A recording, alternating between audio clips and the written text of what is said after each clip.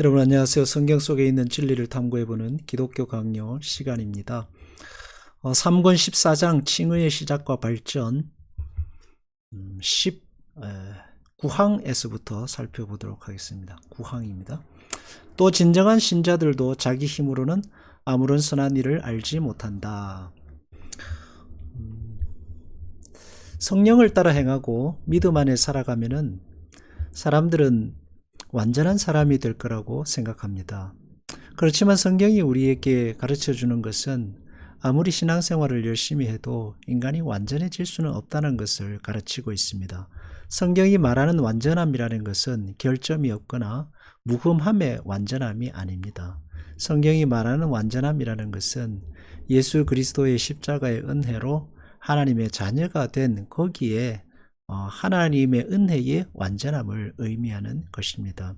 그래서 성경에서 말하는 인간의 온전함이란 어떻게 보면 불완전함을 인정하는 겸손하고 겸허한 온전함이라고 할 수 있을 것입니다.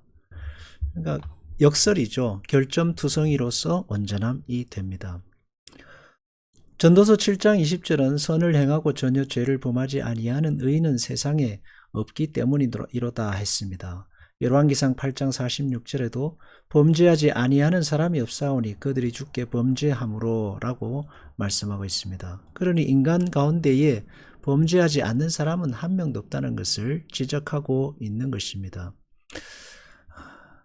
가장 훌륭한 행위도 항상 육의 불결로 더럽혀지고 부패해지는데 이를테면 찢기가 섞여 있다는 것이다. 그래서 이 세상에 죄가 없는 사람은 한 명도 없다는 그런 말씀을 하고 있습니다. 사람들은 대부분 이러한 절대적인 기준을 버린 지 오래됐습니다. 실질적으로 살인이나 도적질이나 남에게 피해를 안 주면 아무 문제 없는 것으로 생각합니다. 그렇지만 성경은 인간의 깊은 심연을 들여다보는 영적 현미경이라고 할 것입니다. 그것을 통해 인간으로 하여금 인간 마음속에 있는 죄성을 보게 합니다. 그리고 하나님을 잊지 않게 합니다.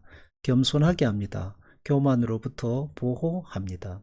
사람들은 인간의 죄성이나 부패함에 대해서 말할 때 불쾌합니다.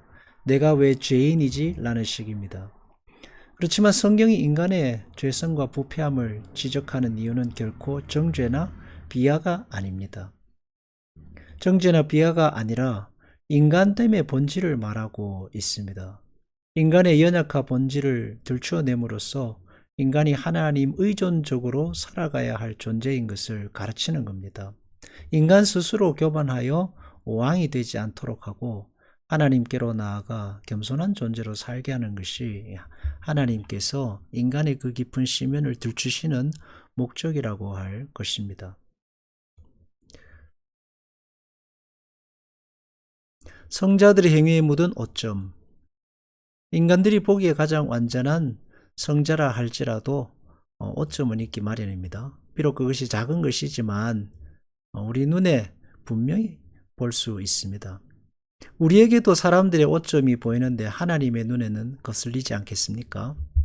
하나님께는 눈앞 별들까지도 순결하지 못합니다. 성자들이 하는 행위 그 자체는 어떻게 보면 참 멋있게 보이고 깨끗해 보이지만 그것 하나하나 하나님의 절대적 기준을 놓고 본다면 공정한 보상으로서는 죄인이라는 그런 평가밖에 받을 수는 없다라고 말하고 있습니다.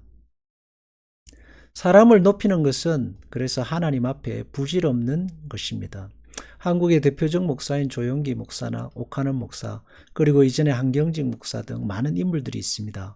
그렇지만 그들 또한 한 인간으로 허물 많은 존재일 뿐입니다. 그래서 바울은 오직 그리스도를 생각하라고 했습니다.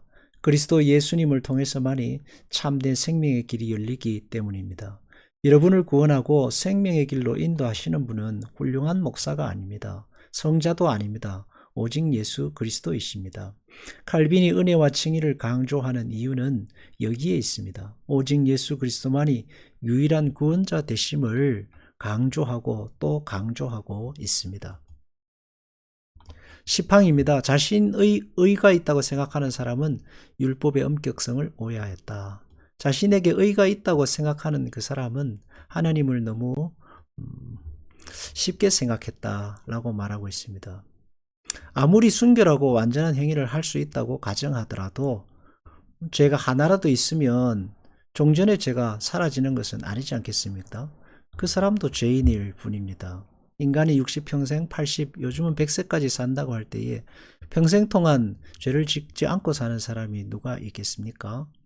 야고보서에서도 말씀하고 있습니다. 누구든지 온 율법을 지키다가 그 하나에 범하면 모두 범한 자가 되나니. 인간 세상은 결코 순결하거나 죄가 없을 수 없습니다. 우리가 아무리 이 세상에 의로움이라는 그런 어떤 의인이 칭호를 받고 훈장을 받는다 해도 그 뒤에는 부패한 본성이 있을 뿐입니다. 그 죄악들로 인하여 부패해지고 억압되고 소멸됩니다. 하나님 앞에 우리의 의로 그것이 인정될 수는 없는 것입니다. 그러므로 우리가 하나님 앞에 우리를 의롭게 할 수 있는 것은 인간의 공이나 인간의 자랑이나 선함이나 도덕이나 윤리가 아니라 예수 그리스도의 보혈의 은혜뿐입니다. 이렇게 칼빈이 하나님의 그 자비, 예수 그리스도의 십자가의 은혜를 강조하는 이유는 또 있습니다. 교회의 유일한 근거가 예수 그리스도이시기 때문입니다. 요즘 교회들을 보면 가끔 사람을 높이고 사람에게 의존하고 사람의 방법으로 뭔가를 이루려고 하는 경우들이 있습니다. 사람에게 잘 보이려고 하기도 하고요. 그렇지만 사람들의 평가가 사람을 구원하지 않습니다. 성경이 말하고 있는 구원은 오직 예수 그리스도의 십자가의 은혜입니다. 이 육신을 쓰고 사는 동안 우리는 완전할 수 없다. 아무도 완전할 수 없습니다. 그러므로 어떤 누군가에게 완전함을 기대하는 것은 바람직하지 않습니다. 나 자신에게도 자녀들에게도 누군가에게도 완전함을 기대하는 것은 옳지 않습니다. 율법은 완전히 의로운 행위를 항상 유지하지 않는 사람에게 죽음과 심판을 선고합니다. 그 율법의 심판 앞에 누가 자유로울 수 있습니까? 율법은 그래서 우리를 고발하고 정죄할 근거를 늘 가지고 있습니다. 거기서부터 우리를 구원해 줄 유일한 구원의 근거는 하나님의 자비입니다. 끊임없이 우리의 죄를 용서하기로 작정하신 예수 그리스도의 십자가의 은혜입니다. 거기서 하나님은 우리의 무죄를 선언하십니다. 거기서 우리는 자유를 얻고 새롭게 일어날 힘을 얻는 것입니다. 매일 날마다 그리스도의 십자가를 되짚고 은혜의 보좌 앞으로 나가야 할 이유가 여기에 있습니다. 죄는 성도를 무너뜨리고 좌절케 하며 자기를 비하하여 다시 일어서지 못하게 합니다. 결국 스스로 목숨을 끊는 단계까지 이르게 합니다. 자폭입니다. 대표적인 인물로 사울이고 압살롬입니다. 스스로 죄의 길로 들어간 인물들입니다. 하나님의 자비를 덧입어 끊임없이 용서의 자리로 나아간다는 것은 자기 자신만을 용서하는 것이 아닙니다. 타인을 인해서도 용서의 마음을 갖게 하는 것입니다. 인간으로 하여금 악마가 되지 않도록 하게 하는 하나님의 은혜요, 배려요, 무한하신 자비하심입니다. 그래서 요즘은 더욱더 그리스도의 십자가가 필요한 시대라 할 것입니다. 11항입니다. 신자들의 의는 언제든지 믿음에 의한 의다. 경건한 사람의 행위일지라도 하나님의 엄격한 판단에 따라 검토할 때는 정죄함을 면할 수 없습니다. 그래서 은혜의 믿음만이 하나님 앞에 있을 뿐입니다. 그런 행위 있다 가정할지라도 여전히 용납되지 않는다. 행위자 자신이 죄의 짐을 지고 있기 때문입니다. 인간의 존재 자체가 불완전함 토대 위에 있습니다. 세상 자체가 불완전함의 토대 위에서 움직이고 있기 때문입니다. 사람들의 기준은 항상 상대적입니다. 선을 기준으로 삼으면 볼 때에 어떤 사람이 10,000개의 죄를 짓습니다. 그런데 나는 1,000개만 지으면 그 사람은 그 중에 1등입니다. 그러나 하나님의 기준은 절대적입니다. 숫자가 중요한 게 아닙니다. 누가 뛰어나냐가 중요한 것이 아닙니다. 그리고 또 다른 한 가지는 마음의 문제입니다. 인간은 마음의 동기를 생각지 않습니다. 행위만 볼 뿐입니다. 그러나 하나님은 마음의 문제를 보십니다. 하나님은 영이시기 때문입니다. 모든 것은 마음에서 시작되기 때문이죠. 그런 점에서 인간은 누구도 하나님 앞에 의인일 수 없습니다. 겸손해야 할 이유입니다. 아브라함을 볼까요? 아브라함의 믿음, 하나님께서 의로 여기셨다 하십니다.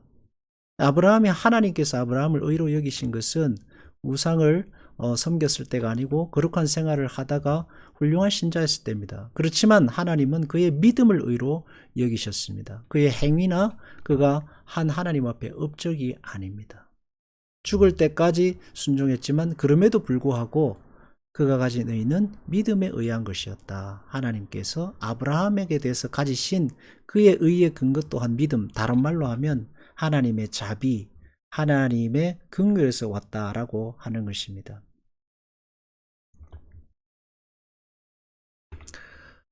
바울도 그랬습니다.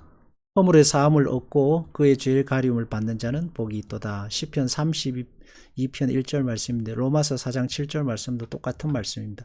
불법이 사함을 받고 죄가 가려짐을 받는 사람은 복이 있다. 그래서 가장 복 있는 자는 십자가의 은혜로 죄의 가리움을 받은 자다라는 말씀입니다. 자신의 양심을 정확히 들여다보면 하나님께서 인간을 의롭다 칭하신 것이 얼마나 복된 것인가를 알게 됩니다.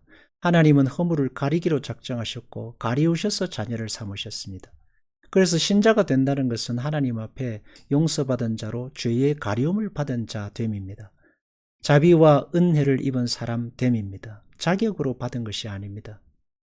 여기에서 예정이 나오고 하나님의 작정이 나오고 여기에서 영원한 변하지 않는 하나님의 그 견인이랄까요? 한번 구원한 자는 버리지 않으시는 하나님의 영원한 사랑이 나오는 것입니다. 은혜입니다. 그리고 그 은혜에는 동시에 책임이 따르게 됩니다. 좋은 신앙을 가진다는 것은 은혜의 무게를 아는 것입니다. 자녀다운 신앙, 그리스도인으로 살고자 하는 소망을 갖는 것이 그래서 좋은 신앙입니다. 그 신앙이 성숙해진다는 것은 인간 존재와 인간 행위 사이를 왔다 갔다 하면서 자라게 됩니다. 때로는 은혜 가운데 있다가 때로는 흥의를 받다가 하면서 행위 가운데 있다 넘어지고 다시 은혜로 일어서고 하면서 사람에 대한 생각이 깊어지고 넓어집니다. 쉽게 정죄하지 않게 되고 판단하지 않게 됩니다. 이래라 저래라 하지 않고 선생이 되는 것을 두려워하게 됩니다. 그러면 예수님의 길로 가게 됩니다. 십자가를 지는 쪽으로 말입니다. 그 길 외에는 다른 길이 없기 때문입니다. 선생이 되어서 가르치려고 하지 않고 모범이 되어서 강요하려 하지 않습니다. 결국은 하나님이 하셔야 된다는 것을 알게 됩니다. 이 십자가입니다. 하나님 앞에 제물이 되고 하나님은 그 제물을 받으시고 하나님의 일을 이루십니다. 그래서 자신의 무능을 증명하고 하나님 앞 제물로 드리는 것 참된 믿음입니다. 왜냐하면 하나님이 하실 수 있다는 것을 믿기 때문입니다. 그래서 진칭의의 믿음은 하나님의 능력을 신뢰하는 쪽으로 언제나 가게 되어 있습니다. 기도하겠습니다. 하나님, 우리를 부르신 은혜를 감사합니다. 우리가 언제나 죄 가운데 있음을 기억하고 하나님의 자비와 긍휼을 의지하며 겸손히 살게 하시고 그러기에 우리가 주님 말씀에 순종할 때 하나님이 더 큰 일을 이루실 것을 신뢰하고 늘 믿음으로 살게 하소서. 인간의 참된 인간됨을 하나님 아버지 지키게 하시고 겸허하게 하소서. 그럴 때 하나님의 능력과 은혜가 늘 충만한 줄로 믿습니다. 예수님 이름으로 기도합니다. 아멘.